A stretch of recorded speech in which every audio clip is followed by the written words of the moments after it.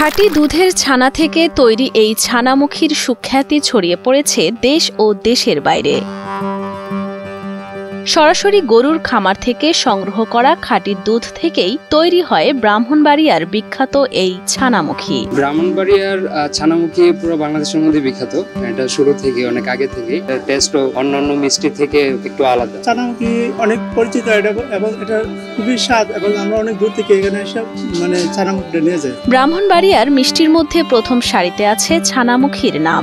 British রাজত্বকাল থেকে তৈরি হয়ে আসা প্রসিদ্ধ এই মিষ্টি দীর্ঘ সময় ধরে জনপ্রিয়তা ধরে রেখেছে বলে জানান শহরের এই প্রবীণ মিষ্টি ব্যবসায়ী।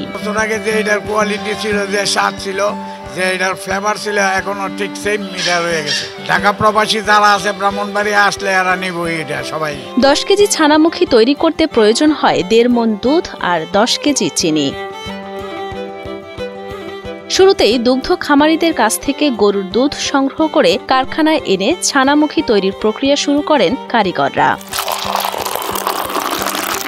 এরপর তা ভালোভাবে ছেঁকে বড় কড়াইতে ঢেলে জাল দেয়া হয় দীর্ঘক্ষণ। সে সময় বড় খুন্তির সাহায্যে অনবরত নেড়েচেড়ে দিতে হয়। দীর্ঘক্ষণ জাল দিয়ে চুলা থেকে নামিয়ে কিছুটা ঠান্ডা হয়ে এলে টক পানি দিয়ে দুধকে ছানায় রূপান্তর করা হয়। ছানা তৈরি হলে পাতলা কাপড়ে ছেঁকে সরিয়ে ফেলা হয় দুধের জলীয় অংশ। তারপর ছানাগুলো ঠান্ডা করে ভালোভাবে দলাই মলাই করে গোলাকৃতি দেয়া হয়।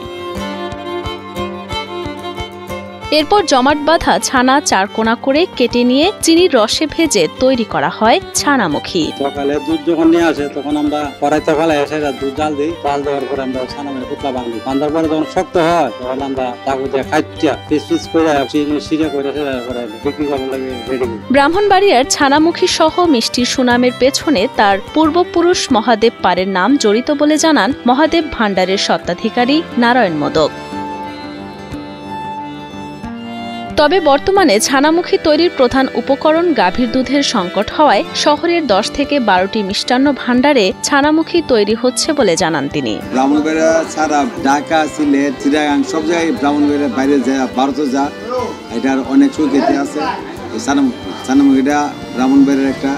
ছানামুখী খেতে খুব সুস্বাদু এবং দুধের ছানায় তৈরি হওয়ায় এর নাম ছানামুখী বলে জানান শহরের ফরিদুল হুদা রোডের আদর্শ মাতৃভাণ্ডারের স্বত্বাধিকারী দুলাল মোদক। গাভীর দুধ দ্বারা ফাটাই সেটা আমরা ছানা তৈরি করি, আর হালকা চিনির একটা প্রলেপ দিয়ে চিনির মধ্যে এটা বয়েল করে এলে 10 থেকে 15 মিনিট এটা লাললে নাড়াচাড়া করলে চিনিগুলা শুকায় যায়, তখন এটা ছানামুখী হয়।